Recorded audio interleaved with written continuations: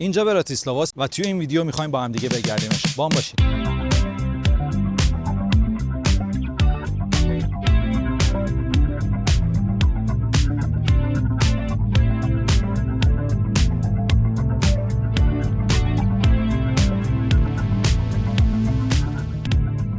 بچه اتوبوس رسید براتیسلاوا. من خوابم برده بود تو اتوبوس، چشامو باز کردم دیدم که وایسادیم توی پارکینگی و همه دارن پیاده میشن. اون خروجی که بعد ازش خارج میشدیم یه آسانسوری بود، سوار شدم این آسانسور. اینجا اومدیم همه طبقه همکف و ناگهان دیدم که توی یه دونه مال خیلی بزرگیم. نمیدونم چجوریه، واقعا یه لحظه شوکه شدم. چرا ایستگاه اتوبوس تو پارکینگ مال بود؟ جای جالب و قشنگی هم هست. نکته قشنگ ماجرا اینجاست که نیاز به این که بگردم کافی شاپ پیدا کنم قهوه بخورم نبود. به محض اینکه آسانسور باز شد اولین چیزی که روبروم دیدم این کافه ویانی است که اینجاست. برم یه قهوه بخورم و روزمو شروع کنم. بگردیم ببینیم توی براتیسلاوا چه خبره.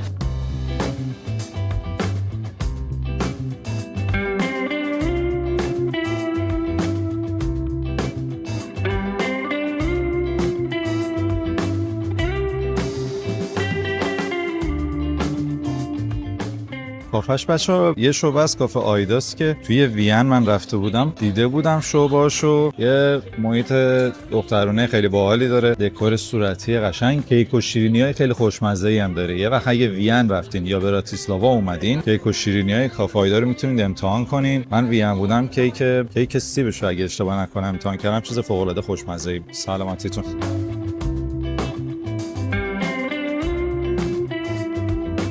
بچه قهوه‌مو خوردم. یه چیزی که الان متوجه شدم این بود که قهوه‌ای که زدم رو این آقا واسم درست کردن که ایشون هم ایرانی هستن. عزیز. بسیار قهوه عالی و خوشمزه‌ای بود. اومدین بیاین حتما امتحان کنید. اتوبوس نگهداشت، آسانسور، بیاید بالا، روبروتون کافه رو می‌بینید. جاتون خالی بچه. وقتی فهمیدن منم ایرانی‌ام یه دونه شیرینی هم اشانتیون بهم دادن. دمشون گرم. هوایی هم دیگه رو داشته باشید. چیز خوشمزه و خفنی هست.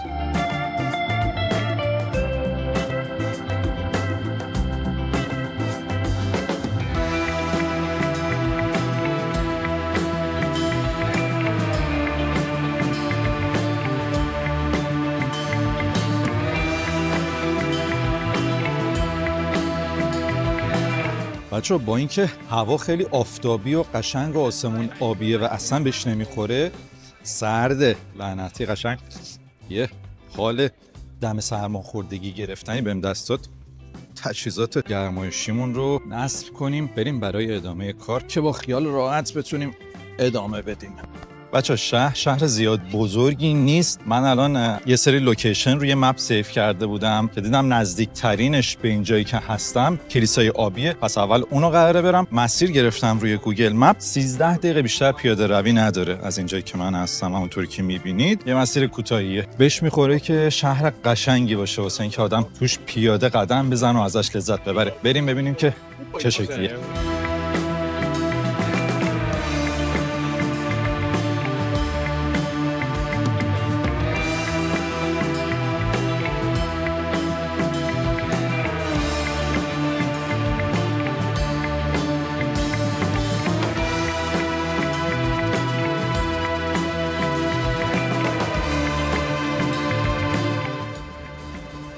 بچه این قسمتی که من الان توش هستم قسمت‌های نوساز شهر هست. اون قسمتی که حالا جاهای دیدنی تر شهر وجود داره من میخوام برم. اون قسمت اولد تاون شهر، اونجاییه که بافت قدیمی تری داره و اماکن قدیمی تری داره. اونجا رو میخوام بگردم چون اکثر جاهای دیدنی و تاریخیش هم توی اونجاست. که البته این به این معنی نیست که اینجا بده. در واقع من خیلی هم الان دارم از اینجا لذت میبرم. خیلی بافت قشنگی داره، نوساز، تمیز، سرسبز، زیبا. ولی خب میگم اون جاهای توریستیش همشون توی اون بافت قدیمی و اولد تاون شهر قرار دارن.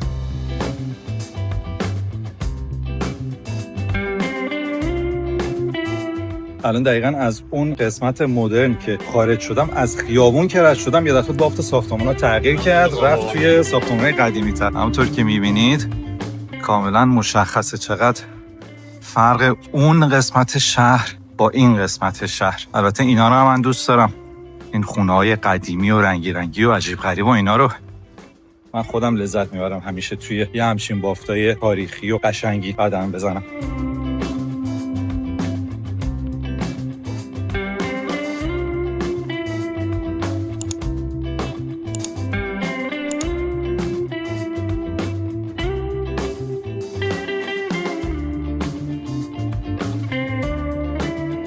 خب بچه‌ها، اولین جایی که میخوام برم همونطور که بهتون گفتم کلیسای آبی. کلیسای آبی یکی از مشهورترین جاهای شهر براتیسلاواست. یک کلیسایی که 100 خورده سال عمرشه، تماماً به رنگ آبیه، خیلی زیباست و حتی داخلش هم آبیه. بریم و یه سری بهش بزنیم.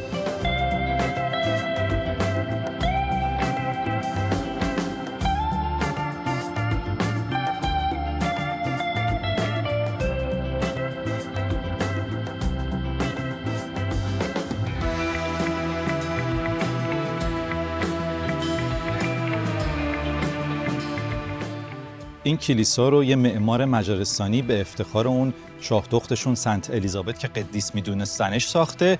خب اون موقع ها امپراتوری اتریش مجارستان هنوز برقرار بوده و شهر براتیسلاوا هم یکی از شهرهای مهم توی امپراتوری اتریش مجارستان بوده. هم بیرونش و هم داخلش تمام اجزاش به این رنگ آبی خوشگلی هستن که پشت سر من میتونید ببینید. پنجره ها، دیوارا، موزاییکا، صندلی‌ها، همه چیز به رنگ آبیه. یه نکته دیگه این که الان که من اومدم روز دوشنبه هست، ساعت الان 12:30 بسته بود متاسفانه، ولی توی بقیه روزهای هفته مثلا چهارشنبه و پنجشنبه تا 5:30 بعد از ظهر باز هستن، میتونید بیاید و ازش بازدید کنید. جای خیلی فوق‌العاده و خوشگلی برای عکس برداری و سر زدنه.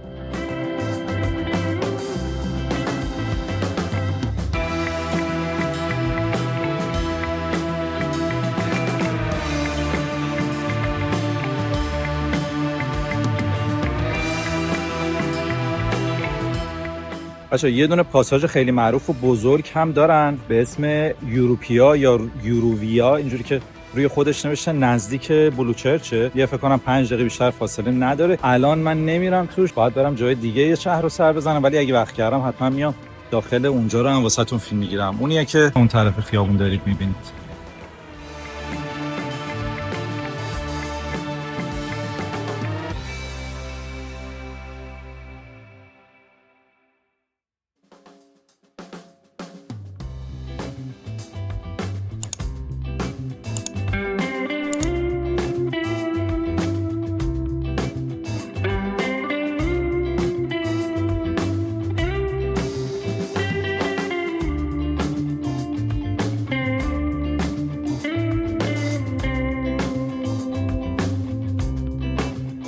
بچه اینجایی که الان رسیدم همون اولتان شهر هست، اون منطقه قدیمی و تاریخی شهر. این علامت هم فکر کنم دقیقاً نشون دهنده اینه که شما دارید وارد قسمت تاریخی شهر میشید. اینجا نوشته که آقا یکی از دروازه‌های اصلی شهر دقیقاً همینجا در محل این علامت ساخته شده بوده. تو قرن 13 ساخته شده بوده، ولی خب تو قرن 17 سال 1778 تخریب شده.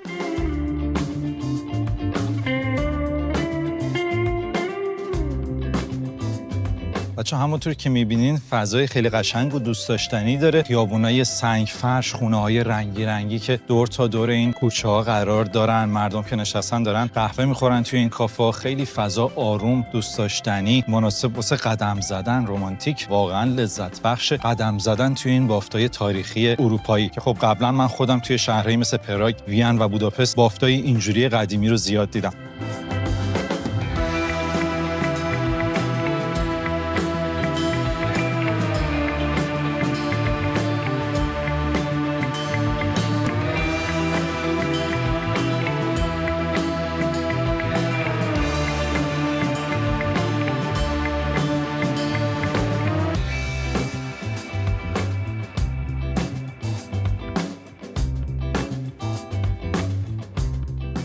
بچه‌ها یکی دیگه از چیزهای خیلی معروف براتیسلاوا که شما اگه کلمه براتیسلاوا رو تو گوگل سرچ کنین احتمالاً اولین چیزیه که نشونتون میده این مجسمه کومیل یا چومیل. دقیقاً تلفظ دقیقش رو نتونستم در بیارم کدوم یکیشونه، ولی به احتمال زیاد مجسمه چومیله. 28 سال پیش این مجسمه رو اینجا ساختن. یه مردی رو نشون میده که به احتمال زیاد کارگر فاضلاب که از دریچه فاضلاب شهری اومده بیرون، روی زمین لم داده و با لبخند داره به مردم نگاه میکنه. دقیقاً کسی نمیدونه که منظور از ساخت این مجسمه چی بوده. بعضیا میگن داره نگاه میکنه و مردم رو قضاوت میکنه، بعضیا میگن وسط کار داره استراحت میکنه، از استراحتش لذت میبره. ولی خب نهایتا کسی نمیدونه که دقیقاً منظوری که هنرمند از ساختن این مجسمه داشته چی بوده. چیز خیلی جالبی که در موردش وجود داره اینه که مردم میان به کله این بدبخت دست میزنن برای اینکه بخت و اقبالشون باز شه، شانس باشون تو زندگی یار باشه. یکی دو بار ماشینا اتفاقی زدن بهش، خرابش کردن، اومدن بعداً مرمتش کردن، تعمیرش کردن و خب خیلی ساله که یکی از چیزهای خیلی جذاب توی شهر براتیسلاواست.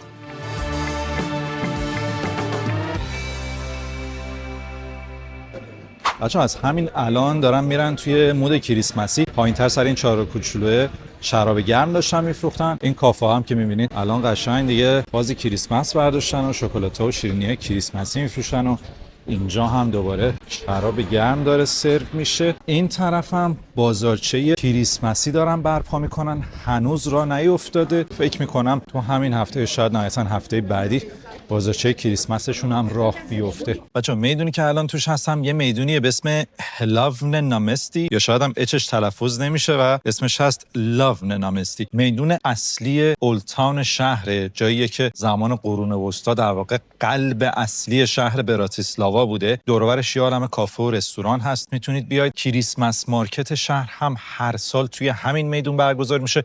اون بنده خدایی که اون بالا مجسمه‌اش رو ساختن هم یکی از شاهانشون بوده که خب اسمش ماکسیمیلیان دوم بوده. زمان جنگ جهانی دوم هم مرکز اصلی تجمعات نظامی و غیر نظامی مردم بوده. زیر این میدون اینجور که گفته میشه یه سری تونل هایی هست که زمان جنگ جهانی مردم ازش به عنوان پناهگاه استفاده میکردن و خب در کل یکی از مهمترین نقاط شهر براتیسلاوا از لحاظ سیاسی و از لحاظ تاریخی.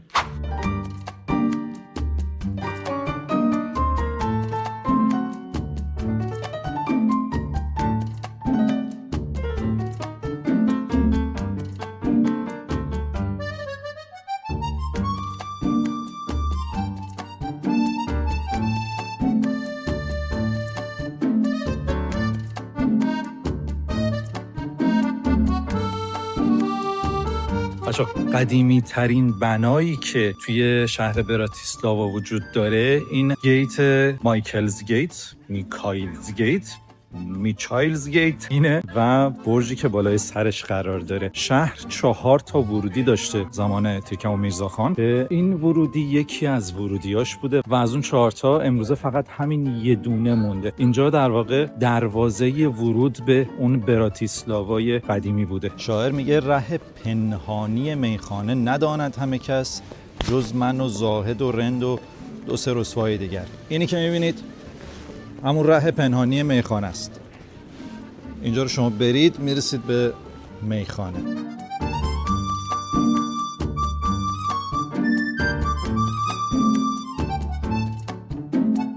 یه چیز دیگه ای که در مورد این مایکلز گیت میگن اینه که میگن اینجا الان مرکز جغرافیایی شهر براتیسلاواست، یعنی دقیقاً وسط براتیسلاواست. و چیز جالبی که وجود داره اینه که وسطش اومدن اینو کشیدن و جهت دادن. شما این طرفی بری 4667 کیلومتر، اینوری که میرسی به قطب شمال.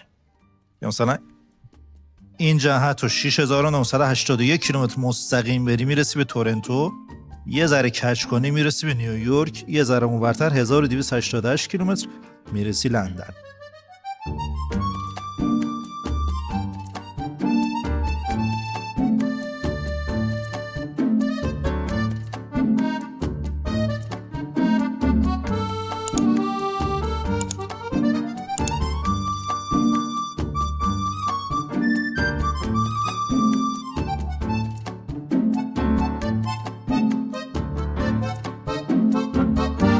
آقا متاسفانه این برجم بسته بود امروز. نمیدونم چرا، نفهمیدم چرا بسته است، ولی یه روز اگر خواستید بیاید حتما قبلش چک کنید ببینید بازه یا نه. اگر که باز باشه میتونید یه حدوداً یه چیزی بین 8 تا 10 یورو فکر میکنم اون تراس بالاییشو برید و منظره شهر رو از اون بالا نگاه کنید. خیلی چیز خوشگلیه.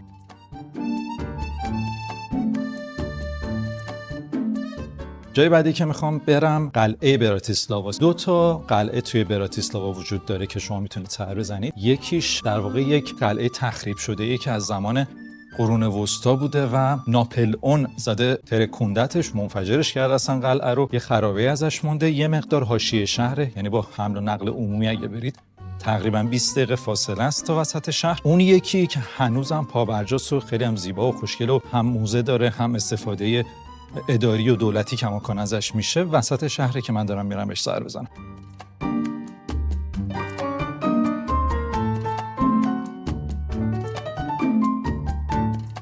نمیدونم چه رسمیه، مثل ایران که میان امامزاده ها رو همش رو بلندی میسازن، نگاه همشون کوهنورد بودن.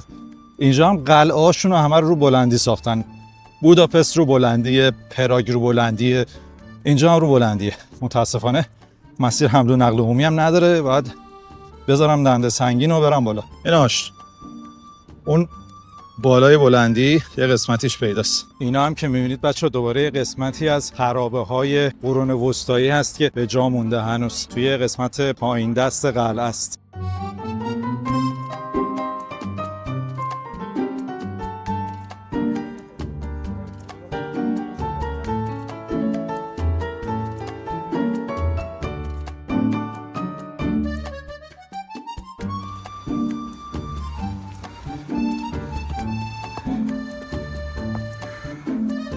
خلاصه آره دیگه، معمولا تو شهرهای اروپایی بخوایم برین قلعه ببینین، یه کوهنوردی رایگان هم بهتون اشانتیون حتما میدن.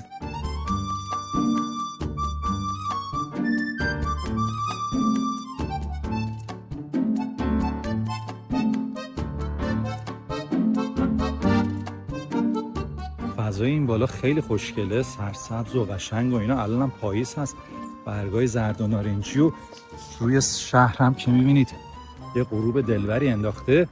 دارم میرم داخل قلعه، نمیدونم دقیقاً ورودش کجاست، برم ورودش رو پیدا کنم و داخلش رو برم. چیزی که من شنیدم یه موزه داره داخلش، ویوی شهر رو خیلی خوشگل میتونید ببینید. یه دونه باغ سبک باروک داره که اسمش هم مثلا هست باروک گاردن، که قبلا فقط آدمای لاکچری و خانواده سلطنتی و این چیزا میتونستن بهش دسترسی داشته باشن، الان بازدید عموم هم داره. اینم بچه‌ها نقشه قلعه است. این همون باغ باروکشه. کل این قسمت اینجا هم خود قلعه است و تمام این ناحیه هم تپه‌ای که قلعه روش قرار داره و فضای سبزش.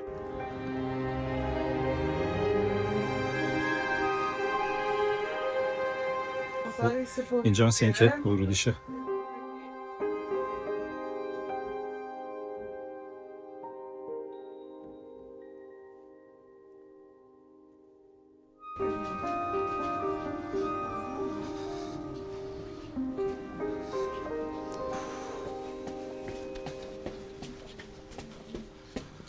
چقدر فضای قشنگی داره.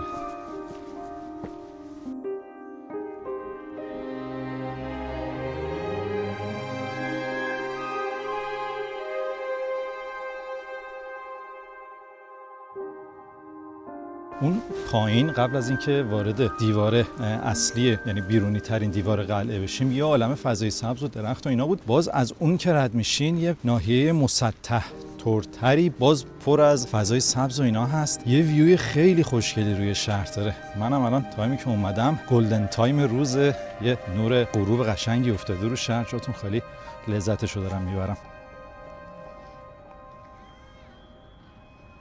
این بالا هم بچه‌ها یه دونه کافی شاپ دارن. چیزی که من دارم میبینم تراس بیرون هم داره، منظره شهر هم زیر پاتونه، خیلی جای خفن و خوشگلی به نظر میرسه.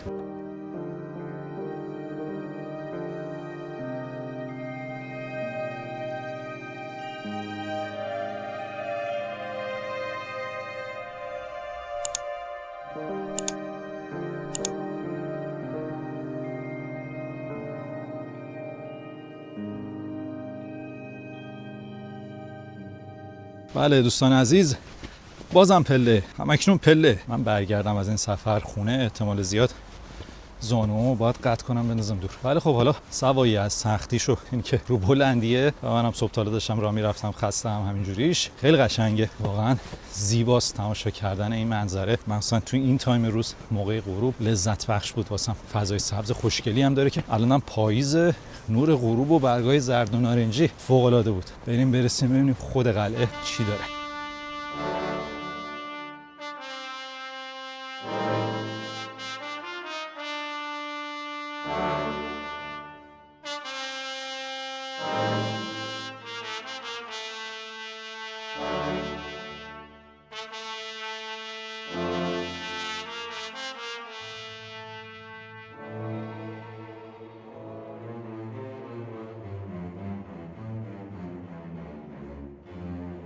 اینجا بچه‌ها محوطه داخلی قلعه است. خب این قلعه مثل قلعه بوداپست یا مثل قلعه پراگ کماکان ازش استفاده سیاسی هم میشه و خب موزه هم داره. من الان موزه‌ش رو دارم چک میکنم، باید باز باشه. این در موزه‌شه. ساعت‌های کاریش زده از ساعت 10 تا 6 بعد از ظهر و آخرین ورود 5 بعد از ظهر.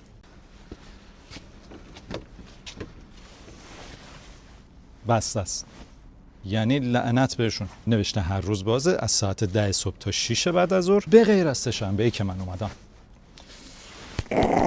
نمیدونم اینا سه‌شنبه‌ها امام زمانشون قرار ظهور کنه چیه، ولی خب همه جا بسته است. اون از کلیسای آبی، اون از اون برج مایکل، اینم از موزه قلعه که می‌خواستم بهش سر بزنم. حالا خود قلعه قشنگ بود، یه دوری دورش زدیم. اینجا هم انقدر خلوته که من الان اگه یکی از این پنجره‌ها رو باز کنم برم جواهرات سلطنتیشون رو بردارم کسی نمیفهمه. بچه‌ها از این دوربینای تلسکوپی هم دارن. اینجا کارتخوان داره، کارت بزنین €1 ازتون کم میکنه و میذاره که یه 2-3 دقیقه از این دوربین استفاده کنین، شهر رو باشید بزنین.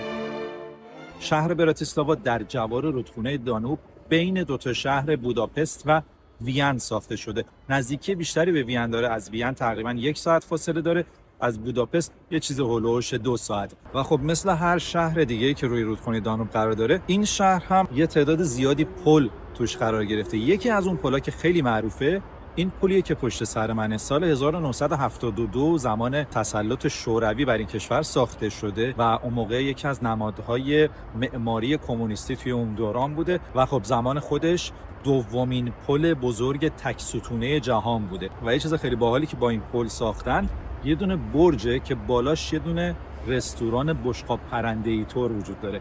جای باحالیه، ویژگی خاصی نداره، فقط یه رستورانیه که توی ارتفاع قرار داره و میتونید برید بالا بشینید غذا بخورید، از منظرش لذت ببرید. ارتفاعش چیزی هولوش 95 متره. اسم قبلی این پل رو درست نمیدونم، ولی یه چیزی هولوش سال 2005 یا 2007 اسم پل رو به SNP که توی زبون خودشون مخفف قیام ملی مردم اسلواکیه نامگذاری کردن. الان بهش میگن پل SNP.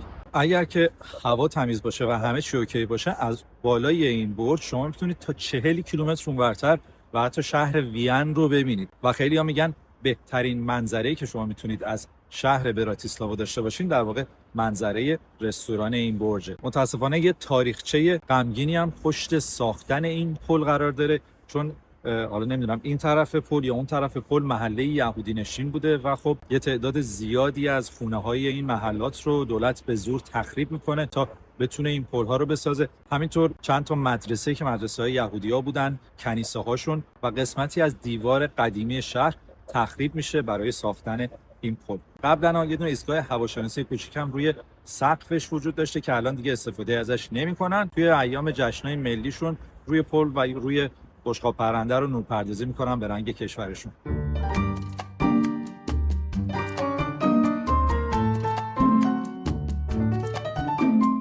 یه دونه آسانسور این پایین هست که شما میتونید با خریدن بلیتش برید و از بالا دیدن کنید از منظره. هزینه استفاده از آسانسورش هم یه چیزی هولوش 7-8 یورو هست.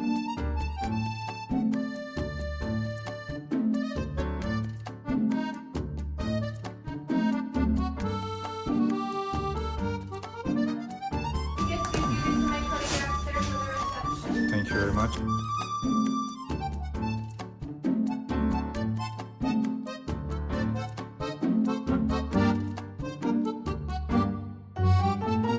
There you go. Thank you very much. That's yours. Thank you very much. So this بچه طبقه بالا observation pointشون بود، جایی که شما میتونید برید منظره ببینید. یه طبقه پایین‌ترش رستورانشونه که اونجا هم میتونید برید و بشینید. گفت مثلا که فعلا میز ندارم، اما حالا قصد این که بخوام بشینم چیزی بخورم نداشتم، فقط اومده بودم بالا رو ببینم. حالا اگه تونستم از داخل رستورانم میرم براتون فیلم میگیرم.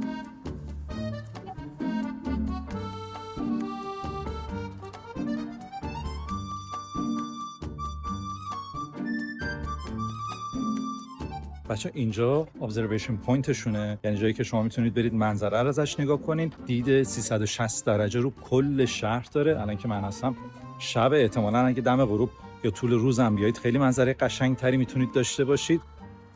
یه ویوی خیلی خفن برج میلاد توری داره. جاتون خالی. از پله ها متنفرم.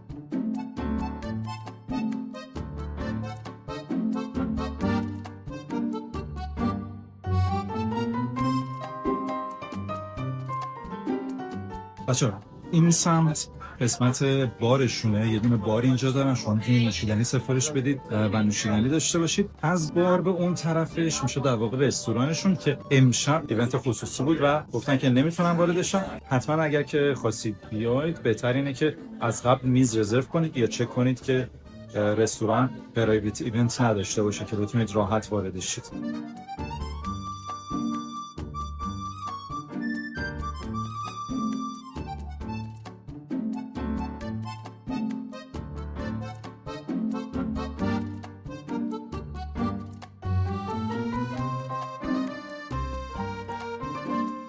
بچه اینجا دستشوییشه.